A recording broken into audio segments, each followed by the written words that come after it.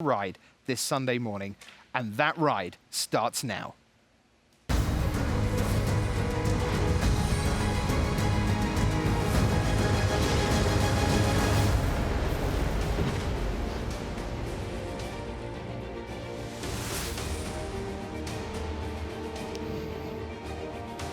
Hello and welcome to this, the Pro Team Series final for 2018. I'm Tim Willoughby, this is Paul Cheon, and we have, well, over the course of the next few hours, 12 of the true greats of the game vying to be the Pro Team Series champions.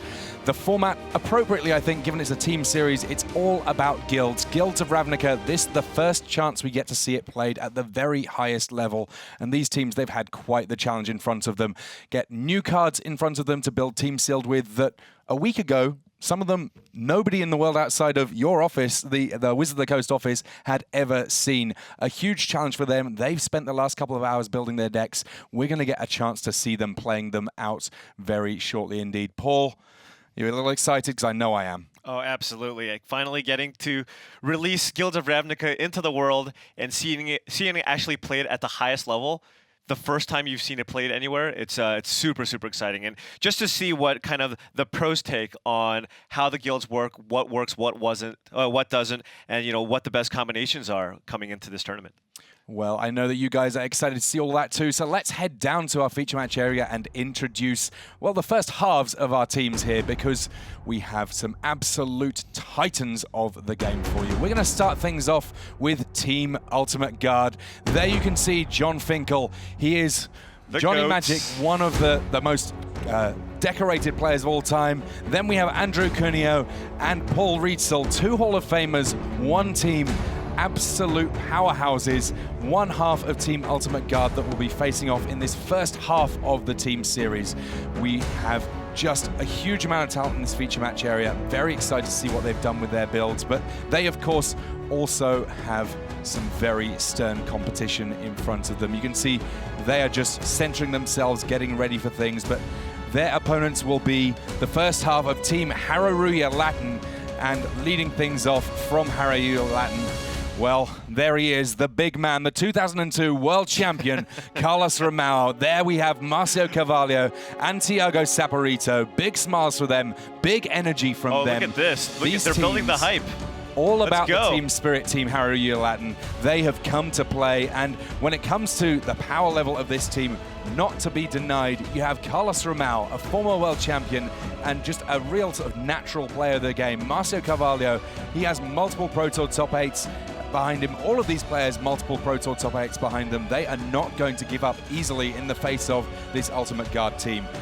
Guilds of Ravnica, the format, super, super potent players on both sides of the table. This is going to be quite the match of magic. Yeah, and I think, when we're going into this matchup, a lot of people might think, oh, well, the Team Ultimate Guard, maybe they're a little more well-known in the public, but do not count out Team Hareruya Latin. We still have Márcio Carvalho, who, in my opinion, is just one of the current best players in the world, and he's been one of the best players in the world for the past 2, 3, 4 years.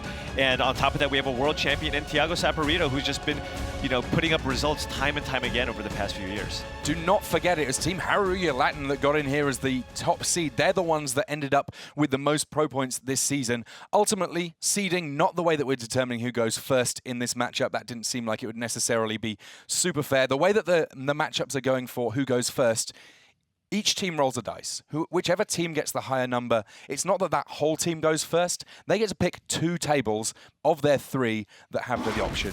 That way around, it's a little bit fairer. We're kicking things off here, though, and we have what is close to a pure blue-black mirror here. Both of these players, Finkel and Romão, liking the Dimir and kicking things off with a Child of Night for Finkel here. This one a reprint. We're easing you in gradually, guys. Starting things off with a 2-1 lifelinker for Finkel. And he's getting to get some uncontested hits in here on Carlos Romão before Romão's blue-black control deck, his Dimir list, is able to get too much going. Yeah, I think this is going to be one of the more grindier affairs, one of the more grindy matchups. Both decks are chock full of removal.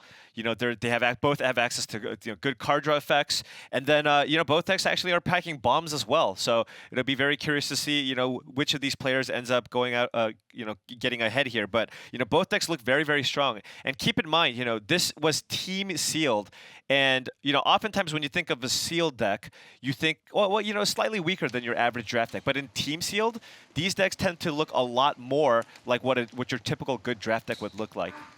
So we've seen a couple of different hybrid cards being played already here. Piston Fist Cyclops for Carlos Romão, that Whisper Agent for Finkel here. And Whisper Agent characterizing a lot of what we're going to see quite a bit through this matchup. Both of these decks are Dimir. That means we're going to be seeing a lot of Surveil. Right. And yeah, Whisper Agent, definitely one of the if you take a look at all the hybrid cards, they're going to be the ones that kind of point you into what that specific color combination is looking to do. And Whisper Agent, combos very, very well with actually the other gold common in the set in the Darkblade Agent because it has Flash. So which means, with a card like the Darkblade Agent, when you cast this, whenever you cast an effect with Surveil, it gets Death Touch and allows you to draw a card when you hit them. A lot of different ways of getting consistency in this matchup. Muse Drake coming down for Carlos Romão. That a straightforward flyer that lets you draw a card when it comes into play. These players, they're not going to have to worry as much as maybe some of the other guilds about finding their good cards because so many different ways of making sure the top card of your deck gets into your hand and is the card that you want it to be. Yeah, when you are the Dimir deck, you have, of course, the main mechanic, which is Surveil, which allows you to just kind of go through, once you get to the point where you have enough lands, you can just sift through all those lands. There's a lot of deck manipulation, and there's a lot of card draw. So, this deck is really just trying to grind you out and just, give you inevitability just through sheer card quality. Deadly Visit there from Finkel was the removal spell that not only got rid of the key Piston Fist Cyclops that was going to be a good blocker, it also allowed still more Surveil from Jon Finkel. And in principle, while it might seem like a worry to put cards into your graveyard that decking could be a concern, by and large, most of the time, all that's doing is meaning that the top card of your deck is the card that you need it to be.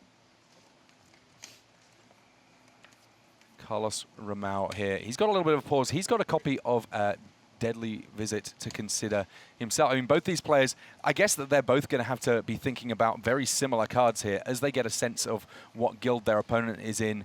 In some respects, by knowing their own list well, they've got a little bit of more of a clue as to what their opponents might be working with. Right. But despite that, keep in mind, this set is very fresh, very new. These players do not have the repetitions that they normally would have preparing for your typical Pro Tour. So there's still a decent chance, despite the high quality of players here, that they just run into spells that they're just not aware of. Yeah, it's certainly an additional challenge there. Darkblade Agent coming down for Carlos Romão, and this could be a very key card. It actually reminds me a lot of Shadow Mage Infiltrator, Jon Finkel's invitational card, because if you're surveilling a lot, then you now have a creature that when it deals combat damage to a player, you get to draw a card. Additionally, it gets Death Touch if you surveil, meaning that it's also a fantastic blocker. Right, yeah. And this is kind of one of the key cards when you are drafting this archetype or playing this archetype. This is one of kind of what we like to call the payoff cards. The entire color combination of Dimir is looking to surveil, and this is the one that really just pays you off, as it allows you to just, a typical good surveil deck is going to have 8 to 10 surveil cards, and this is just going to be able to just allow you to get ahead on cards over the course of the game. And in conjunction with instant speed waste to surveil, you can even just use this as a great blocker as well. So we saw Finkel there. He traded off with the Darkblade Agent on the other side of the battlefield for Romão. Now he's the one with a Darkblade Agent. And I would have to say in this early stage of the game, Finkel looking pretty good. He has a life total advantage, 22 to 12. He's the one with the Darkblade Agent in play, at least for now, though that did not last all too terribly long, as still more removal coming from Carlos Romão here in the form of his copy of Deadly Visit. But this time round, it looks like we might have a response here from Finkel. Yes, ultimately, Unexplained Disappearance means that he gets to both keep his creature alive, stop the surveil of Carlos Romão, and he's going to be the one surveilling as he bounces his own creature to his hand.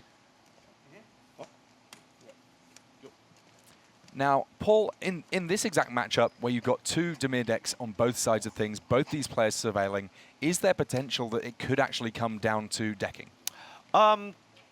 Well, I'm going to say no, only because Jon Finkel's deck specifically has quite a few bombs that are very difficult to deal with. For example, he has he has Doom Whisperer which is just a complete beating. You know, Carlos Romão has multiple copies of Artful Takedown, but that is not going to be enough to be able to actually take down that Doom Whisper. And Doom Whisper, one of the best rares in the entire set. You know, 5 mana, 6/6 flying trampler, and you can pay 2 life to surveil too. But you know, both decks do have a ton of removal.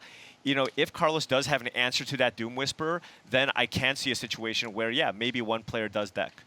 Okay, so Thoughtbound Phantasm has come down for Finkel now. He's also got a dead weight on one of his opponent's creatures there. Quasi-Duplicate coming from here. Romão, though. He is going to get a chance to create a creature token that's a copy of a creature he controls. Yes, he doesn't have the most terrifying of creatures to target, but he just desperately needs to make sure that he continues to get some sort of defense. Look, I would take a 3-mana, 1/3 flyer that draws a card when it enters the battlefield, and that's what Carlos Romão is doing right now. And then the Quasi-Duplicate has the Jumpstart effect, so if he has another island, he can make another Muse Cure if he wishes. And on top of that, you know, Jon Finkel, I mean, Carlos is already down to 10, so he really does need to, you know, muster up a defensive force here to be able to kind of deal with Jon Finkel's board. Now, for Romão, one of the things that he has available to him now, we've got to this sort of mid-stage in the game where players have a little bit of mana to work with. There's a lot of good instant speed interaction, and he might be leaning on something the likes of an Artful Takedown, for example, in order to potentially stymie some of these attacks coming from Finkel. Even though the advantage currently does sit with Finkel, he's at 24 life compared to 10. He's going to be able to get things going here. This is huge. Look at that. That is, you know, Jon Finkel's casting Discovery Dispersal, which is a split card. You can cast either half of that card, and he's choosing to cast Discovery here, which is 2 mana, surveil 2, draw a card, which will then put a counter on the Phantom. And if you look at the top, he has 2 very, very strong cards up there. He's got Notion Rain, which is a 3-mana spell that allows you to surveil 2, then draw 2 cards. And in this matchup where he's at 24 life, and it's, you know, one of the more grindier matchups, this is going to be really, really big. Finkel's just going to pull further and further ahead with those card draw effects.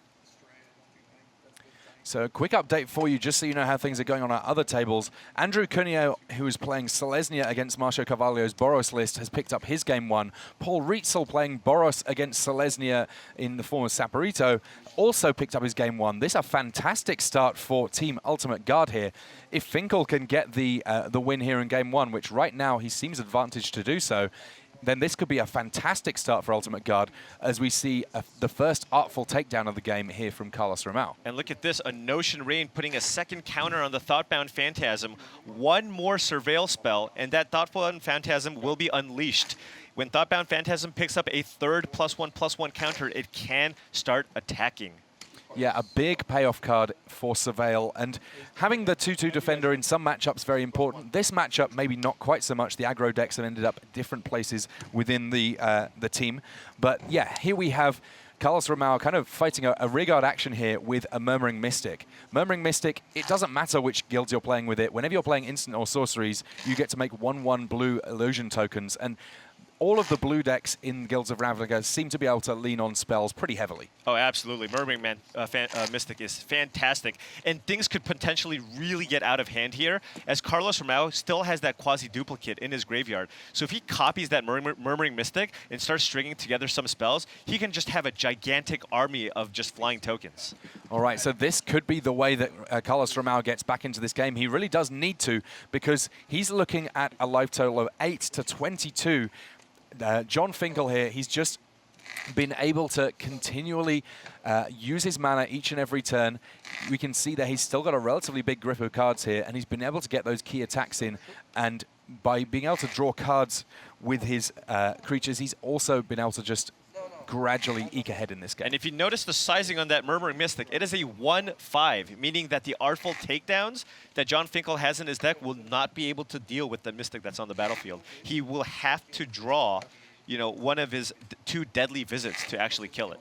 Well, I think we've already seen at least 1 deadly visit from Finkel there. He's had to use his removal comparatively early here. But as things stand, he's continuing to push the tempo a little bit here. Night Veil Predator, this is one of those cards that, yes, it has a lot of cool abilities, Flying Death Touch, Hexproof. It doesn't have a sort of clear set of guild abilities, but the hexproof, the death touch, the flying, they make a very potent package to close out a game. Yeah. These are kind of some of the flagship uncommons of Guilds of Ravnica. You know, the CCDD mana cost that we often talk about, you know, in R&D, where you have, you know, it's difficult to cast, right? You know, you're often not going to be able to play it on turn 4, which means that, you know, we can actually bump up the stats a little bit and make it look quite impressive. And, you know, look at a card like Nightfell Predator, you know, a 4-mana, 3/3 flying, Death Touch, Hexproof. You often won't see that at uncommon. But given the, you know, the difficulty in being able to cast it consistently on turn 4, we can add a little bit of power to that card. And I love that those casting cost creatures, they all really help reinforce the idea of staying in a 2-color guild, because once you start trying to splash 3rd and maybe even 4th colors, casting those things seems next to impossible. Right, it's already hard enough to cast those cards in your 2-color deck. You know, that moment when you draw your mountain, you know, on turn 5, when you really need to draw your island or swamp to cast that card, I mean, that's when you're like, okay, look, I can't get too crazy with my mana base if I'm going to be looking to play these cards. So Carlos Romão here, he's got mana up, he's got 2 copies of Murmuring Mystic, which will mean that attacking through creatures will be a little bit more difficult here for Jon Finkel, because each and every spell that Carlos Romão casts will be generating 2 Illusion Bird tokens. You can see there's already a couple of them in play here. Is this a spell?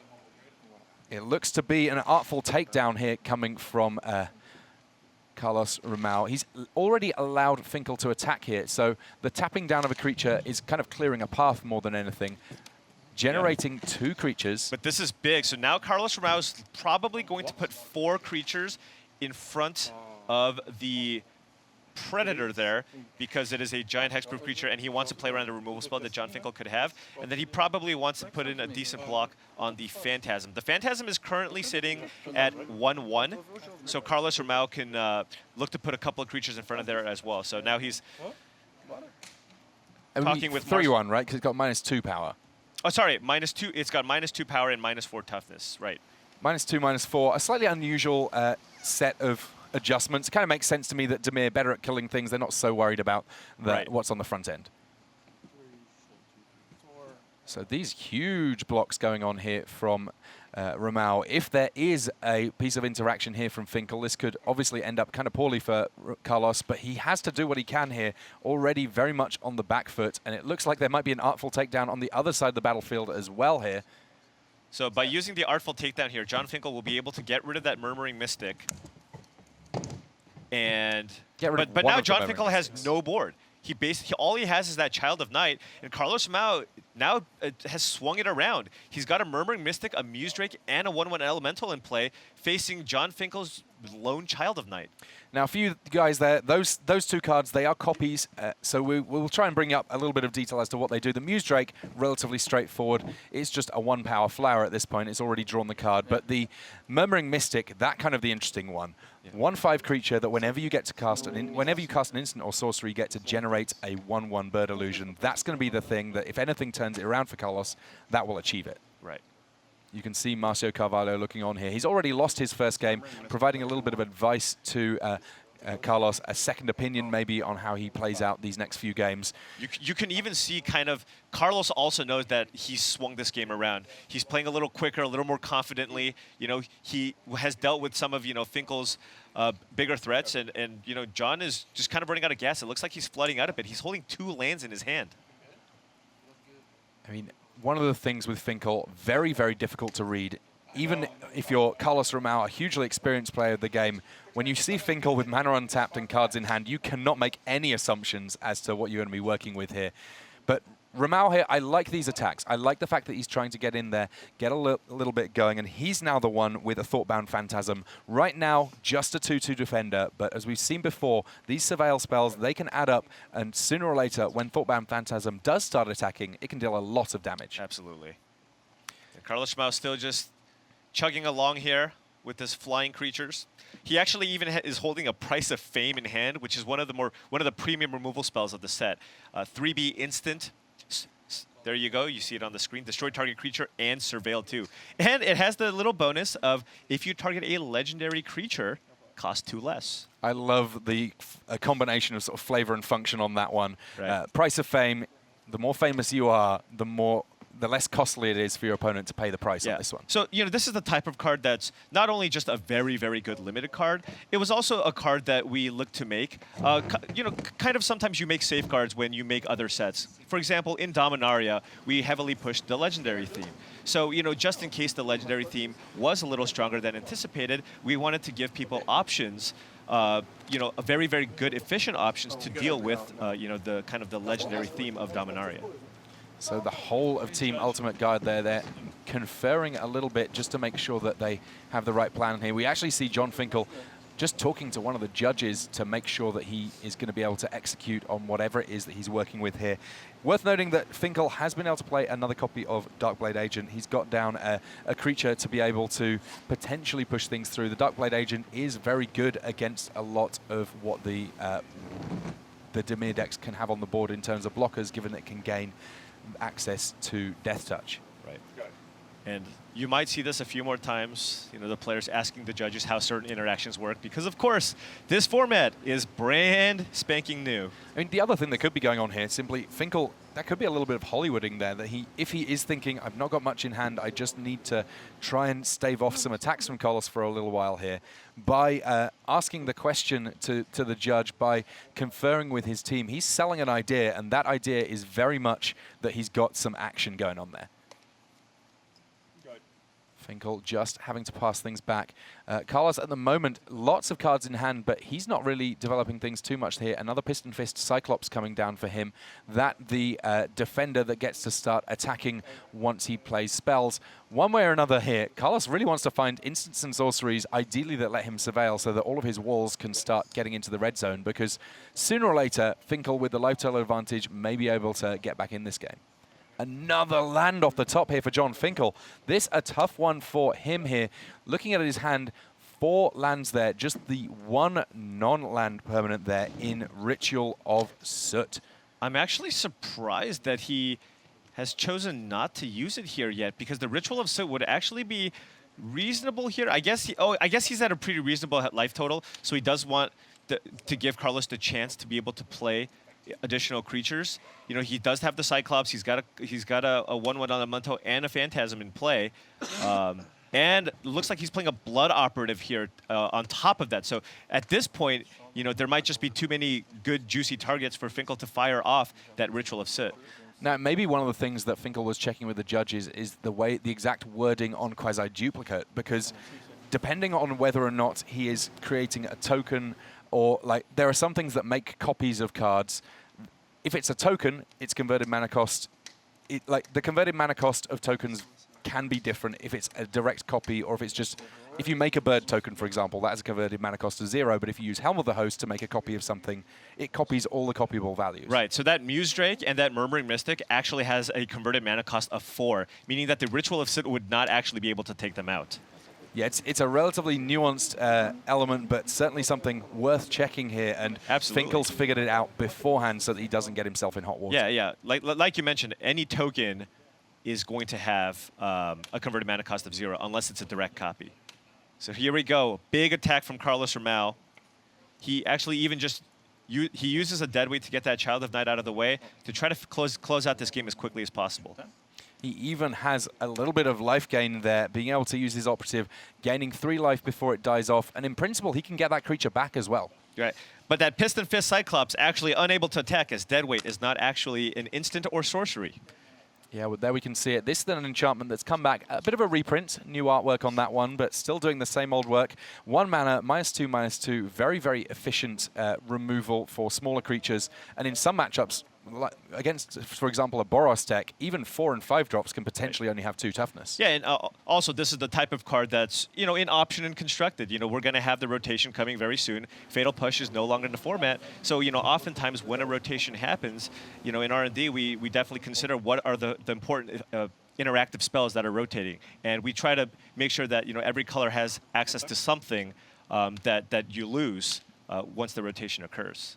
All right, Romão getting his swings in where he can. The 2 defenders, at least for now, not able to hit the red zone. And Finkel, he's hit a big glut of lands on his deck and has not been able to get too much going here. But it looks like another copy of Artful Takedown there picked up by him. This is something that might help him at least a little bit here. Yeah, it'll be able to maybe take down the Music or the Cyclops, but it's really hurting him. That 5th toughness on that Murmuring Mystic is really just making it incredibly difficult for Finkel to deal with, Carlos's best creature that's on the battlefield. Artful Takedown, it does a huge amount considering that it is at common. This seems like one of those cards that if you're planning on drafting Dimir, you should be looking to get hopefully one or more copies of. You want as many of these as you have. This is likely going to be one of Dimir's best commons. These players both just carefully surveilling the board at this point rather than the top of their deck, and I'm sure that both players would rather be using the ability if we're perfectly honest. What do we have here from Finkel? Doom Whisperer. Now this is a card that feels really pushed to me. 5 mana, and we have, even before we worry about too many of the abilities, look at the numbers in the corner. Riley, why do you think this card looks pushed to you? I don't understand. 6/6, flying, trample.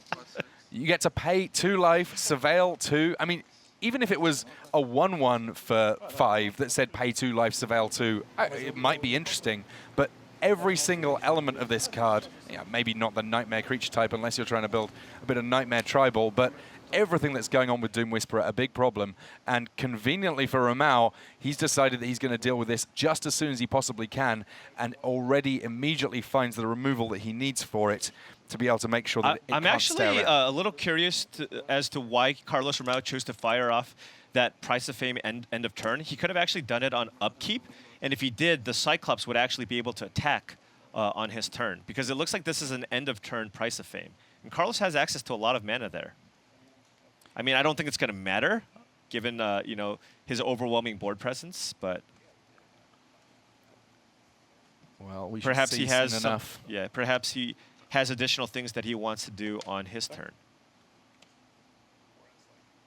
As things stand, it may be that he figures that he doesn't need all of this, but there's something we're going to be hearing a lot from Dimir players.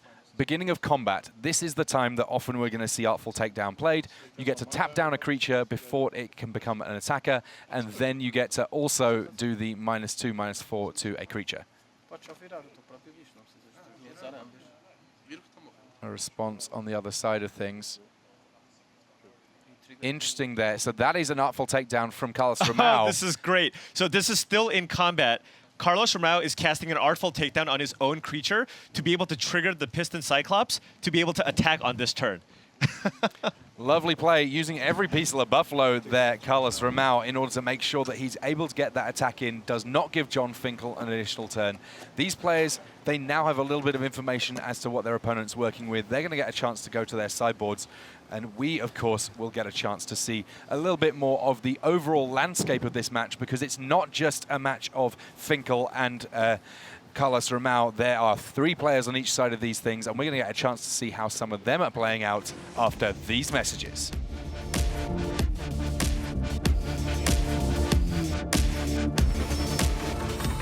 Up your game with Ultra Pro Magic the Gathering accessories. Find the best Magic art on card sleeves, deck boxes, playmats, and more. Visit ultrapro.com to learn more and find a retailer near you.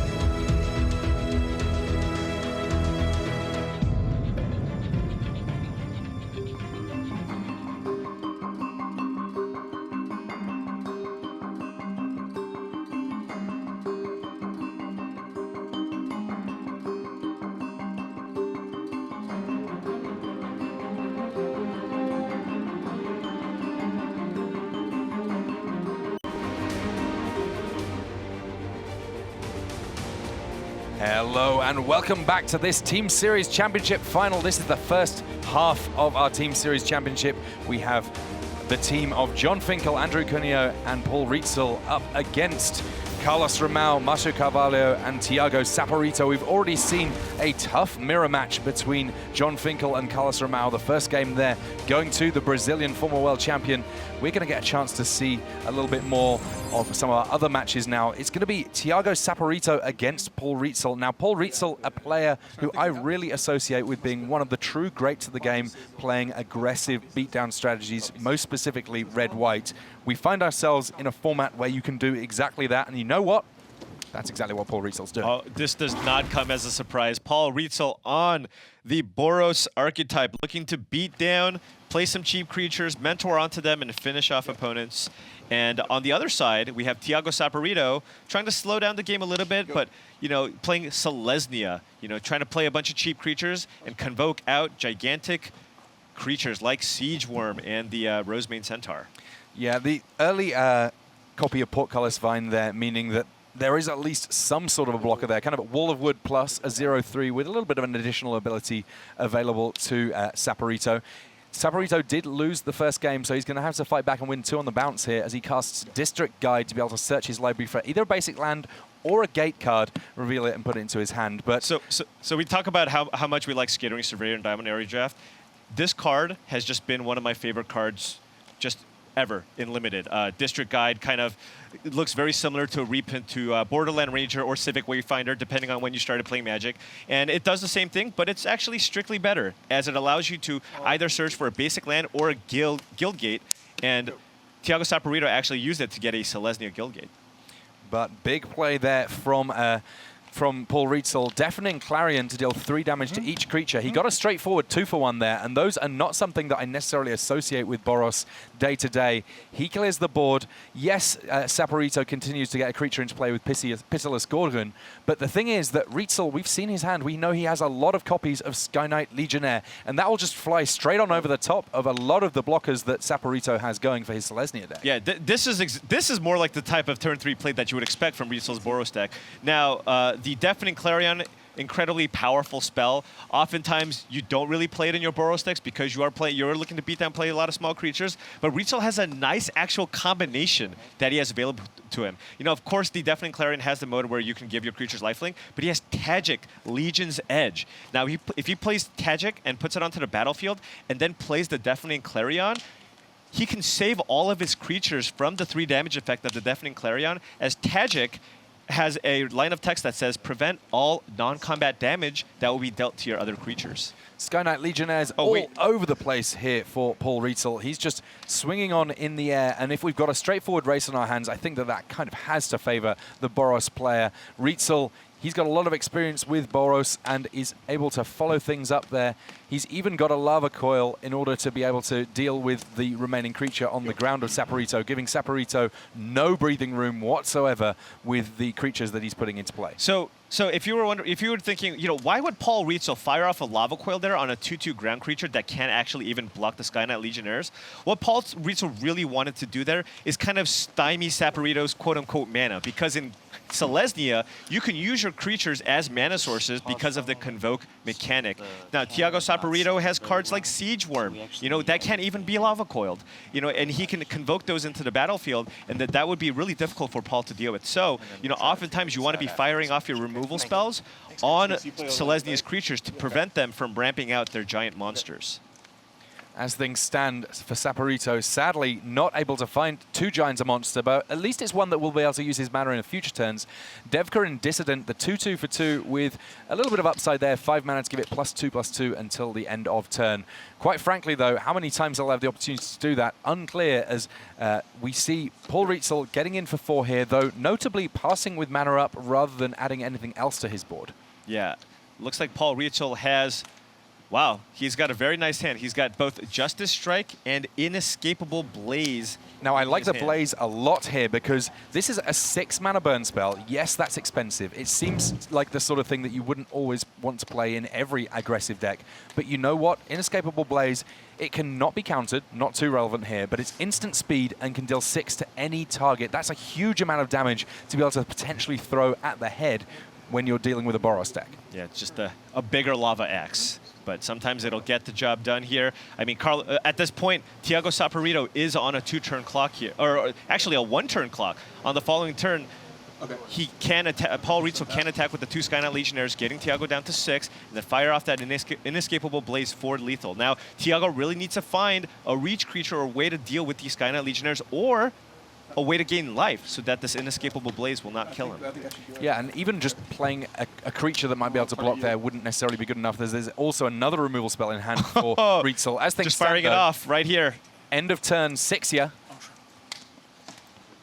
This could be our first match within the series dealt with. Look at Thiago Saporito's hand, too. He has a March of the Multitudes. He just needed that 1 additional turn, and he would have been able to fire off a March of the Multitudes for 5, which would have made 5 1/1 lifelink tokens, which would have helped him race Paul Rietzl. But given the end-of-turn inescapable Blaze, I don't think Thiago has any other options here. Yeah, this could be all it for Thiago Saporito. March of the Multitudes, very powerful, but no opportunity to really get it going. And Paul Rietzl is the first player to get a win on the board for Team Ultimate Guard. You see a little smile from him there. He will be very pleased to have helped his team out in that. And now from here on out, he just gets to watch on and help out his teammates from the sidelines. Good job, Paul Rietzl. Good job, Team Ultimate Guard. Yeah, Sky Knight Legionnaire closing out games ever since its first printing in the original Ravnica set. Yeah, very popular card. Very sort of straightforward in many regards. You've not got a lot of complicated rules text there. Flying, haste, 3-mana 2/2, good enough. And we've seen it play in Constructed as well. Yeah, I mean, you will play as many of those copies as you have in your Boros decks. All right, so we will get a chance to move across now. We've already seen a little bit of Jon Finkel and Carlos Romão. We've already seen the conclusion of the match between Paul Rietzl and Thiago Saporito. That means that we're now going to get a chance to see the final pairing within our matchup here, that being Márcio Carvalho against Andrew Cuneo. And everything that we saw in the last round, this is kind of the flip in terms of archetypes, because it's Márcio who's on red-white Boros, Selesnya in the hands of Andrew Cuneo. Again, something that you are not too surprised in seeing is Márcio Carvalho playing a Boros deck. I actually remember doing team drafts against Márcio Carvalho and his friends in the original Ravnica set, and he basically forced Boros every single time. So this man, very, very familiar with drafting and playing aggressive strategies. Goblin Crater Maker there, the versatile Goblin for Márcio Carvalho. Now, I will say, I was in the house with Team Hareruya Latin watching them test, and while it wasn't 100%, Márcio definitely did lean towards Boros lists. He tested them out quite a bit. One of the things that he said kind of changed in his estimation while he was testing was the import of 1-mana creatures and combat tricks. It wasn't necessarily a deck that had to hoover up all of the removal spells if you're splitting colors, but it definitely wanted to make sure that it was able to get a good curve so that Mentor would work well, and that it would have combat tricks to potentially punish the blocks of opponents who just simply have to find blockers wherever they can. Yeah, it is extremely important in the Boros deck to have a very, very high density of 1- and 2-mana cards, because you know, many of the payoff mentor creatures are sitting at 3 mana. So we see there Sky Knight Legionnaire getting stuck in. On the other side of things, there was an attack there, a small vigilant attack from Andrew Cuneo, who then gets to follow up. He gets to continue to curve out. Very important. Centaur Peacemaker there. When it enters the battlefield, this 3/3 means that each player gains 4 life. Now, on the face of things, giving your opponent life, it doesn't seem like that good a deal, but a 3-mana 3/3 already pretty solid, and in this matchup especially, you just want those life totals to be high to get this to the card late game. is fantastic in the Boros matchup. What the Selesnya deck is looking to do is just kind of build up its board and ultimately end games with giant convoked creatures like Siege Worm. So Centaur Peacemaker, just a perfect body, you know, trades very well with other creatures, and on top of that, you don't care about the 4 life your opponents gain when you're just killing them with 5/5s and 4/4s and 6/6 that you have in your deck. So direct current there coming from Márcio. We may see that again thanks to the likes of Jumpstart. This is a card that the fact that you get to play it twice means that even though this pseudo shock at sorcery speed for 3 mana doesn't seem quite as efficient as shock, it's actually 2 shocks if you want it to be. Right. And that is, you know, why this card is so powerful. This is one of the stronger red commons, and the fact that you can just at the, you know, during the late game, you can just pitch lands to just have that additional free spell is very, very important. good in Izzet, that kind of the guild that it comes from, but good in Boros as well here. No Izzet deck in the hands of Team Hareruya Latin, at least in this round. There we go. Now, I love this interaction here. You play a 1-mana creature in Hunted Witness. That Hunted Witness, because you can immediately use it to convoke, effectively free here. Venerated Loxodon, it wants to be convoked out as much as possible because this 4/4 for 5, it gives a +1/+1 counter to each creature that helps convoke it. Yeah, Venerated Loxodon, incredibly powerful. You know, one of the biggest kind of payoffs to putting a bunch of small creatures into your deck. Márcio, he's doing what Boros does, swinging for the fences here. And look at this. I don't even know if Márcio has a combat trick here, but just attacking that Crater Maker straight into that Venerated Loxodon.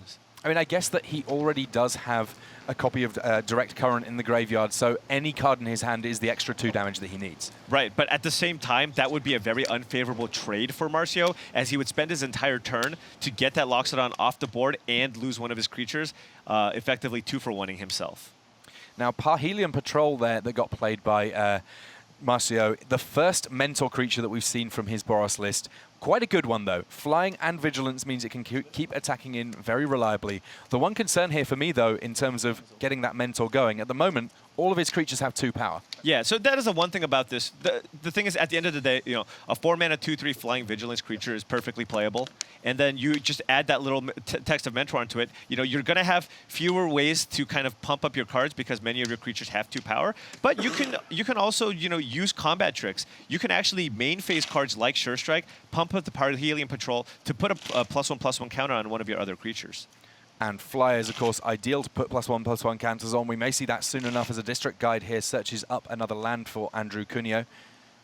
Yeah, at this point, Márcio Carvalho's game plan here is to win through the skies here. So what he really wants to do is just try to kind of race Cuneo, attack in the air, and you know, do what he can to kind of survive the ground onslaught. Well, Skyline Scout from Andrew Cuneo in principle means that he's going to have some sort of action when it comes to the air here.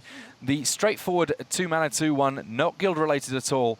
It gets to, at least while attacking, get given flight. Oh, and he's doing exactly that. He's doing a main phase Sure Strike on Parhelion Patrol here, which will then turn it into a 5/3 Flying Vigilance Flyer, which would then allow him to mentor onto that Sky Knight Legionnaire. So now we're looking at a 3/3 Sky Knight Legionnaire here.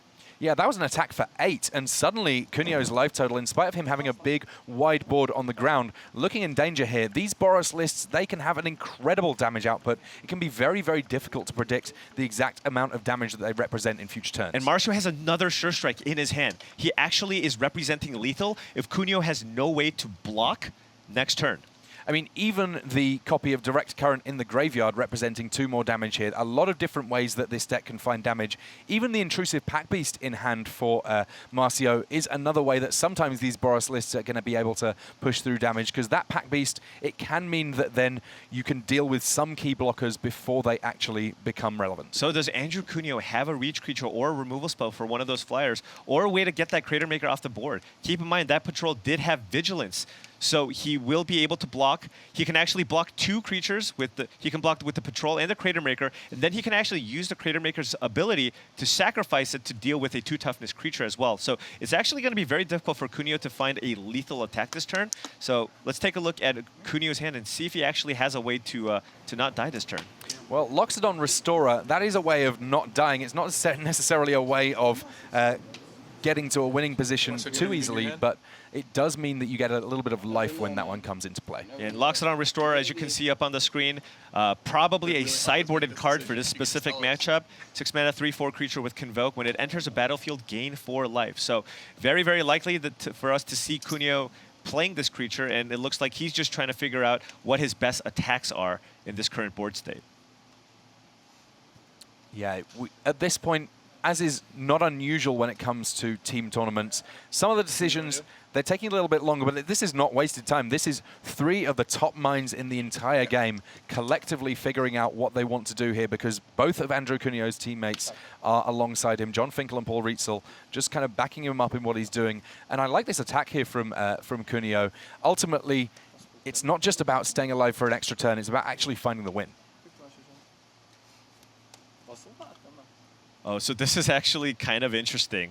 So The reason why Cuneo chose not to attack with the Centaur there is so that he could play the Sumala Woodshaper and then also play a Loxodon Restore. But that can all get ruined if Márcio Carvalho actually uses the Goblin Crater Maker to remove one of the 2 toughness creatures that Cuneo has on the board in response to the Sumala Woodshaper that gets cast. Yeah, this is a bit of a cat and mouse game here that at different stages in the format, I feel like this will play out differently. Wait, do you want to leave this guy up or that guy up? Okay, so it looks like Cuneo is not going to go for the Woodshaper play here and actually just convoke out the Restorer here.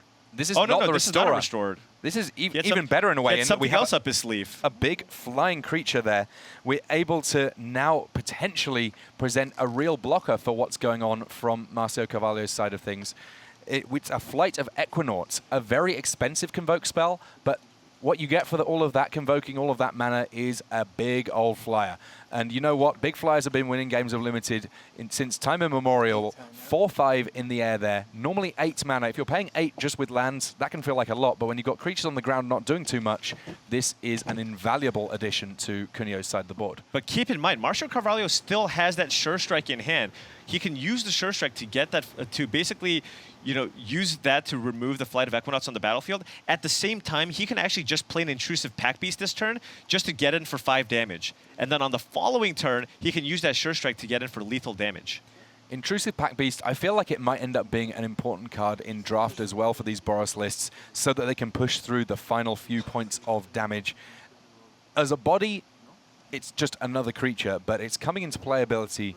That one's kind of interesting. Yeah, it does allow you to kind of, like you said, push through the final few points of damage. Sometimes the Boros decks, gets in there for about 12 to 14 points of damage, and then all of a sudden your opponent stabilizes, and you need something to just give you a little more reach, and that's what the Pack Beast can do. Yeah, 3/3 for 5 with Vigilance, that when it comes into the battlefield, you get to tap up to 2 creatures your opponents control, and those 2 creatures, that could be enough. Yeah.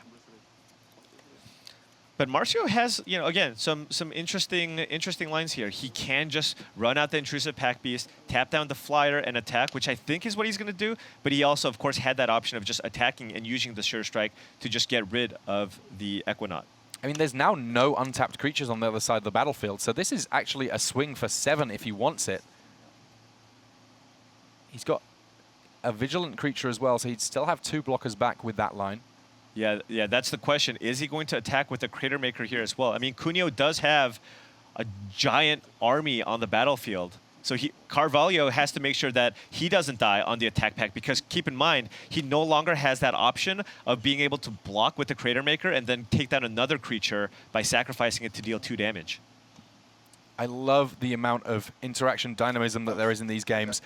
Every match that I've seen thus far of Guilds of Ravnica has felt super interactive, really close. This is, it seems to me like it could be one of the great Limited formats. Yeah, and Márcio actually did not attack with Sky Knight Legionnaire. So he's got the full set of blockers back here. He has 6 damage left to deal. He just needs to protect his 10 points of life. This is a very close game we have on our hands. Right. And keep in mind, Márcio Carvalho still has that direct current in his graveyard. So that's representing 2 damage that could potentially go to Andrew Cuneo's face. So he is at an effective 4 life, and Carvalho also has that Sure Strike to get in for some damage. But on the flip side, Andrew Cuneo does have that Loxodon Restore in hand, which is an additional 4 life points, which is going to be crucial in this race. And we're in a spot where any decisions that Márcio makes, he's not just making decisions for himself here. His team is already a match down. He's a game down. If he missteps in this next turn or 2, that's 1 victory for the first half of the Team Series Championship. Team Ultimate Guard, they need to win best 2 out of 3 matches to win this part of the series. And being up with their second team all ready to come in, Owen Turnwald, Reed Duke, William Jensen, would be a gigantic advantage. All right, and now here comes Andrew Cuneo attacking with a pair of 4/4s. He's got the Venerated Loxodon and the Centaur, and it looks like Carvalho is lining up the double block here with a 3/3 and a 2/2 to get rid of one of those 4/4s on the battlefield. This should even up the life totals at 6 apiece, and Carvalho will lose his Pack Beast. A little bit of a clearer board there. But Cuneo, he's still got a lot of creatures to work with. It's 6/6. This is going to have to be a big draw from Márcio Carvalho here.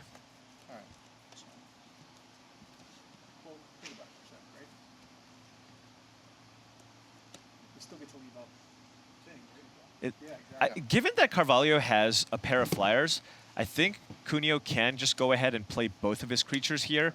The Lockstar Restorer does have Convoke, and the Sumala Woodshaper will help Cuneo dig deeper. This seems like the best time for him to dig for a creature or an enchantment card. Yeah, I mean, if you find a 1-mana creature, then effectively it's kind of free when we're talking about Convoke here. Yeah, 1-mana creatures are indeed free with Convoke. They do a lot of work, especially in this archetype. And indeed, in the Boros archetype as well, you're looking for 1-mana creatures to mentor onto. This is not the kind of format where just because you're building a sealed deck, those 1-mana creatures just sit to one side. They can really help. This is actually a format where I think like the value of 1-drops are nearly at its highest compared to other formats, right? You have Selesnya, you're looking to Convoke. You have Boros, you want to mentor. And even in Golgari, with the Undergrowth mechanic, you want to trade off your creatures. So, you know, you want to just play cheap creatures to be able to trade with so that you can get the payoff effects later on in the game. And here is that Lockstorm Restorer. We knew that it was going to be coming sooner or later, finally making its way onto the battlefield. Now Cuneo advancing to 10 points of life, and that has to feel like a hammer blow for Team Hareruya Latin here. They've got a lot more damage left to deal. Really unclear as to where the advantage lies all of a sudden, because now Márcio with a much, much bigger hill to climb if he's going to get his team back up to a point where they can fight in this first half of our Team Series Championship final. Yeah, this is now a pretty difficult board state to deal with. Carvalho could just opt to attack with the Patrol here, just to get in for some damage. He does have that Sure Strike, which would then turn it into a 5/3 First Striker, which would allow him to, you know, get ahead on that exchange and deal with the Equinaut that's on the battlefield, the Flight of Equinauts. But Cuneo currently has a gigantic board. The window is closing down for Carvalho. He needs to try to end this game as quickly as possible. Wojek Bodyguard there. That's another creature with Mentor that he could potentially utilize in future turns. Sure Strike and Direct Current ultimately seem like they're going to be the key operators in this exact turn, though. Yeah, Carvalho can also attack with both of those creatures, use the Sure Strike to attack through the Equinauts, get in for some damage. But now Carvalho is just running the numbers because he's currently at 6 life. I think if he just leaves the Crater Maker back I mean, Cuneo has so many creatures on the battlefield here. Is it going to be a defensive Sure Strike he's setting up for here? I'm not sure I like the sounds of that for him. I feel like he can't win if that's the game plan that he's going for. Yeah, this is a big problem here for Márcio Carvalho. The 4 points of life really making life a lot more difficult for the Portuguese player to get through this. He does have actually, he has a Wojek Bodyguard in hand, meaning he can block and up to 4 things. But he actually won't be able to use Crater Maker's ability to shock one of the other creatures. We heard the question there from Paul Rietzl off camera. +2/+2 The attacks happen, he's like, is there any way that we die? Right. So Andrew Cuneo is at 10 life. If Márcio Carvalho uses a Sure Strike to give the Skyknight Legionnaire +3/+0, that'll put Cuneo down to 4, and then he has a Direct Current, which will put him down to 2. So Cuneo does not have lethal. He will be able to get in for 3 points of damage here, getting Cuneo down to 7.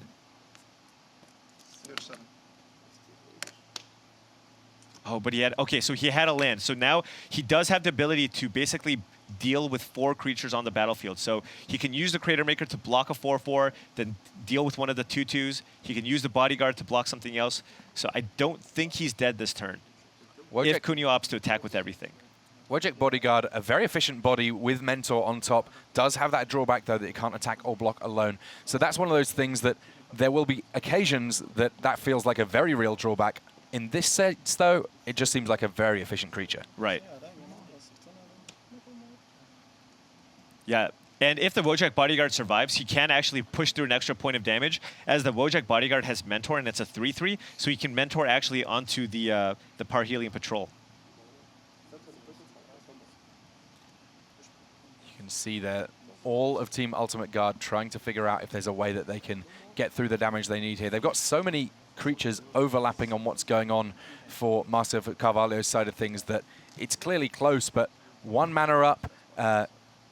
Oh, wow. What a huge draw from Andrew Cuneo. He just drew... or maybe he found it off the Sumala Woodshaper, but he has a Hitchclaw Recluse in hand, which is a 3-mana, 1/4 creature with reach. And Carvalho's primary game plan this game has been to just try to win with his flyers. Yeah, that Hitchclaw Recluse, definitely a big roadblock for a lot of what Márcio is trying to achieve here. This was the card that was revealed earlier on, and there was even the line, Rietzl said, imagine the card that we're putting to the bottom if this is what we're taking. Right. Okay, so Andrew Cuneo playing it conservatively here, or making the attacks that making the attacks where he's not going to lose any of his creatures here. So here I imagine a Crater Maker blocking and being sacrificed to kill one of the other creatures on the battlefield, and he doesn't really have a good block on the Restorer, so I don't know if he's going to actually block here. He might just take the 3 damage. Now, worth noting that within white, there are a number of ways of getting creatures +2/+2. So in principle, this could be setting himself up to lose the game right here. But honestly, if he's throwing another creature away, I don't see how he's winning this game. So a judgment call for sure. Yeah, Carvalho just trying to figure out what the best course of action is. Yeah, it looks like he's just going for the single block here, going down to 3. 7 to 3. And there's that Hitchclaw Recluse. A few good spiders in this set. Spiders known often for having higher toughness than power. And of course, they spin webs, they reach, they stop flyers dead in their tracks. All right, so Márcio Carvalho does need a big draw here. Mountain, I don't think is going to get it done. Keep in mind, he still has that direct current in yard. If he attacks with all of his creatures, he will have 2 3-power flyers. Hitchclaw Recluse will be able to block one of them. However, however, the other one will get through. That will put Cuneo down to 4, and then the direct current will get Cuneo down to 2, but it won't be enough. He's 2 points short of lethal damage here. The Selesny that just having so many ways to counteract the aggressive strategy of the Boros deck. You have the Hitchclaw Recluse to block the flyers. You have multiple creatures that just gain you 4 life when it enters the battlefield. So, Cuneo with an excellent main deck and sideboard plan for this matchup. Yeah, I think that sideboard's particularly important in this, where you've got 12 packs being opened. People can build plans for most of the key guilds, and I know that that's kind of how Ultimate Guard tested. They said, right, let's figure out each guild individually and figure out how those guilds match up against one another. Block there, right? Or do you want to block there? What do you think the obvious way is with the Hitchclaw? Okay. There. I think it's not relevant. Okay. Yeah, so there, these are minor details. They're just trying to figure out which 3-power flyer to put on to put the Hitchclaw Recluse on, but I think that's it. Yep. They're talking it through. There's the handshake, though. Somehow or other, Jon Finkel, he doesn't need to win his match up against Carlos Romão, because his teammates, Paul Rietzl, Andrew Cuneo there, able to do it straightforwardly. 2-0, 2-0. It turns out that aggressive white decks have worked very, very nicely for Team Ultimate Guard in this first phase of the Team Series Finals, Paul. Yeah, I mean, the thing that was truly impressive to me there was just kind of the Selesnya creatures and how good they were at kind of prolonging the game. And then you saw there, ultimately, at the end, at some point, you're just going to convoke out fatty after fatty after fatty, and you don't care if your opponent's gaining 4 to 8 life. All you're going to do is just keep crunching in for 5 points of damage. Eventually, your opponents are just going to die. Yeah, and it was cool to me as well to see that it's not as if all is lost for the Boros Legion, because we got to see how Boros wins against Selesnya when it came to what was going on with Paul Rietzl there. He had, again, lots of flyers. Flyers do seem like an important element in terms of consistently getting damage through. But on top of that, he had the burn spells to be able to go straight to the head, enough to make sure that for Team Ultimate Guard, at least, going into the second half of this team series, they're looking in great shape. If you're excited about seeing that, so are we. We will have more magic from this team series final after this break.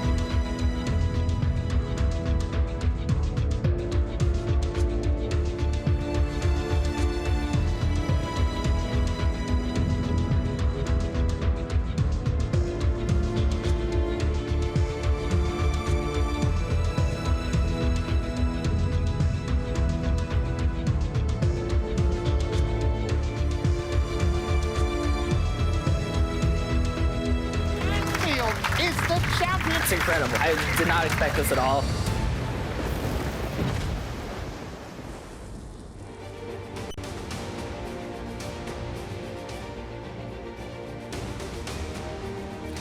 Hello and welcome back to coverage of the 2018 Magic the Gathering World Championship and Team Series Championship. I'm back at the news desk. Paul Cheon's hanging out with us and Rich Hagan. And Paul, you were in the booth there for that first round. Life gain, it matters. Right, we actually saw kind of how both of the guilds can attack each other and win. We saw, Paul Rietzl winning with his Boros deck in the skies, right? And with the burn spells with reach. And then we saw how Andrew Cuneo can actually stabilize as the Selesnya deck with multiple reach creatures and life gain creatures in Loxodon Restore and the Centaur Peacemaker. Now, this is Team Sealed, which is that kind of weird hybrid format between regular Sealed that we're going to play at the pre-release next week and Draft. But there was a clear sense of, to me at least, of a metagame of sorts that the Boros deck behaves like this, the Selesnya deck behaves like this. Do you think that we're going to see that as we flesh it out into full-on draft mode, where it's going to be very apparent the lanes that they're trying to maneuver down? Absolutely. When you do Team Sealed, in my opinion, it is very, very similar to a draft deck. Oftentimes, Team Sealed decks are better than draft decks because you don't have to worry about anybody cutting you off. If you're Boros and you open all the good Boros cards, they're all yours. Right, and it's also the critical mass of commons in particular, because if you've got like a Sky Knight Legionnaire, for example, every single one that gets open goes straight into your deck, as you Exactly. And it's really interesting too, because both of these sets of three all found the same three guilds to play: Dimir, Selesnya, and Boros. Do you think we're going to see something different then from our other sets of three? I do think so, because oftentimes what you do in Team Sealed is you kind of lay out your powerful uncommons and rares, and in this format you're going to lay out your guild cards, right? So, it's possible that in the first group of Sealed decks there just weren't enough good Izzet or Golgari cards that were opened, but I think we're going to get to it shortly. Pool 2 has some nice cards in the other guilds. Yeah, and we'll be careful because players are coming in to sit down and start shuffling, so we won't mention out loud, but I think we can be pretty confident they're going to be some Izzet decks. Oh, yeah. Right? I think we can say that based on the rares that we saw earlier. All right. Brian David Marshall is standing by with Jon Finkel to find out how that round went. Thanks, Maria. I'm here with Pro Tour Hall of Famer Jon Finkel, probably Pro Tour Hall of Famer thrice over with the amount of results he's had in his career. Jon, crazy week for you. You've been preparing all week. You may end up playing one game of Magic, losing, and then never touching the cards again. That's what I'm hoping for right now. I've never put in so much work to play about 15 minutes of Magic. There's some Pro Tours where maybe I should have, based on the results. I could have just ended them early. But Paul and Andrew just came through. Paul was on a Boros deck, a good Boros deck, and he did what Boros decks do with Paul. And Andrew is on our sort of iffy Selesnya deck, but it lines up really well against the Boros deck he was against. Carlos beat me really badly game one, and I was like, okay, I guess I can maybe sideboard it and hopefully have a chance the rest of the match, but looks like I don't need to. And now it's a rough position when you're counting on, the PGO, to put you over the top in a tournament. But I'll be crossing my fingers. Now, what were the odds that Paul Rietzl would not be playing a Boros deck, aside from the fact that you get a pool with no Boros cards? What are the odds that he's going to end up being someone playing Izzet? Yeah, if we have a Boros deck, Paul's playing it. So the odds are 0%.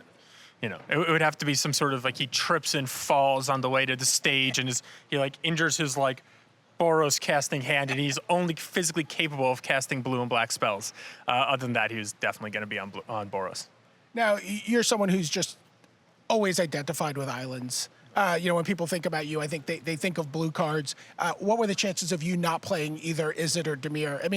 Is it reasonable to sort of profile the team out that way? I think it is pretty reasonable, and especially in a tournament like this where we had limited time to play with the cards, we thought that it was in our best interest to maximize playing with the same guilds as much as possible so that we would really understand. And obviously we all sort of had to be at two of the guilds. I was playing Izzet and Dimir. I was probably playing Izzet. Izzet seems to be really good, but we didn't get a deck. Andrew, I guess, had to be our jack of all trades because he was going to play either Selesnya or Golgari, and he was also probably going to be our Dimir backup. The Golgari decks are pretty bad overall. And then Paul was going to, play Boros, and failing that, he would probably end up playing Selesnya. Although, I mean, obviously, he could have swapped into any of the decks. People who might be heading to pre-releases in the next couple of weeks, if they want to play either Izzet or Dimir, what's a common card that's just something that they should be keeping an eye out as blue mages?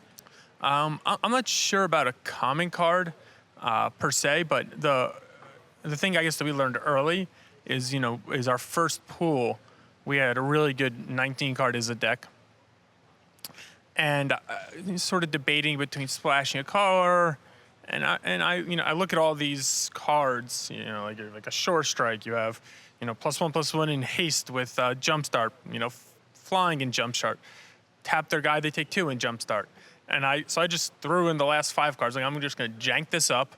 I'm gonna play all of this stuff that usually would go against, my spirit as a real blue player. And I was like, oh no, this is actually still really good.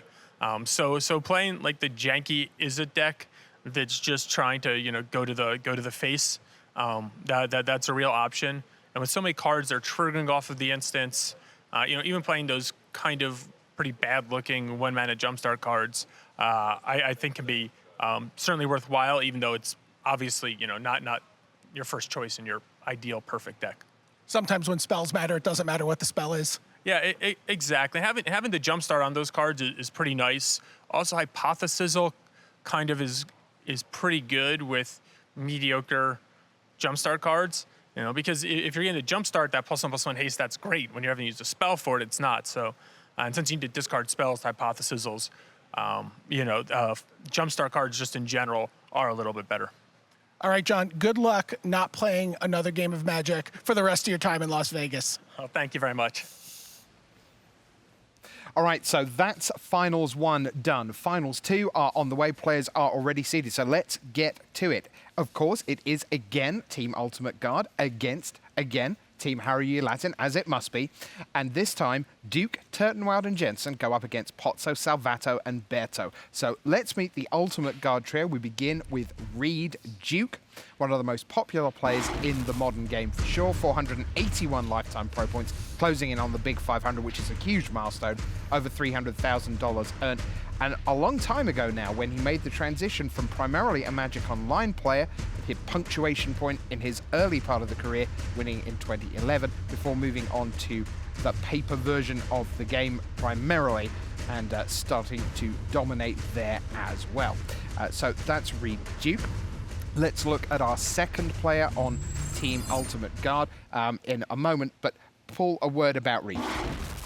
I mean, Reed has just been one of the best players in the world. Just, just always wants to just crush it, and I feel like he's going to have a good tournament here. Okay, Maria? All right, there you see him on your screen, another member of the Peach Garden Oath. It is ORAD Owen Turtenwald, 593 lifetime pro points, 5 Pro Tour top 8s, 2011 and 2015, 2016 Player of the Year. And Hall of Famer, of course. Of course. Now, Paul, in the individual, neither Reed nor Owen had particularly great tournaments. Reed fought his way back to a sort of 50-50 record, more or less. But Owen really struggled. He opened up, I think it was 3-1, and then he could not buy a win. Ended up 3-8 eventually, closing out the rounds.